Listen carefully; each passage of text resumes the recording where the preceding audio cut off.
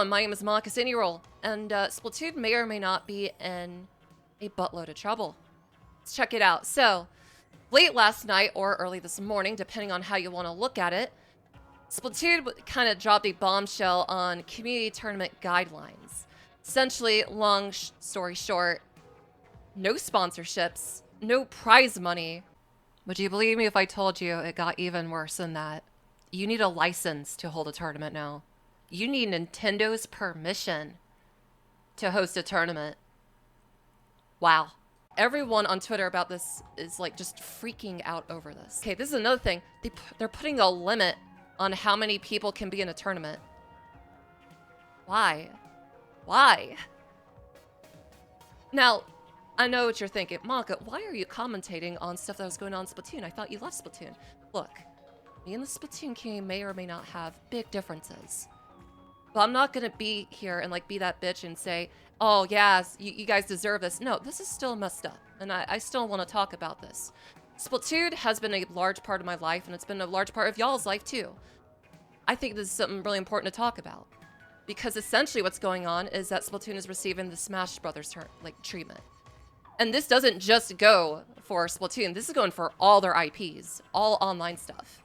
Now, from what I've been reading on Twitter, a lot of this stuff has already been in place and it's just being like respoken for Japan. But a lot of this stuff for EU and NA is very new. And a lot of competitive players, even Pro Chara, is shook by this. So, yeah. But look, here's another thing. I've been seeing a lot of people saying that, so what? A lot of you guys need to understand that when it comes to a competitive game, a lot of its growth and like being seen on the internet is due to tournaments and stuff like this. But another thing to note is that if Nintendo's doing all this, do you want to know who's watching all this? Do you know who's taking notes, chat? This is who's looking. This is who is watching all this unfold. Square Enix is looking at this. You already know what's gonna go down. I mean, come on. No, but this is a really messed up situation, and I do sympathize for all the competitive players that are going through all this. Just imagine spending years and years on a game series, trying to get better, trying to make something of yourself, only to have all that taken away, and you basically going to tournaments for nothing than bragging rights. Let me be taking so much to the fellow superstar.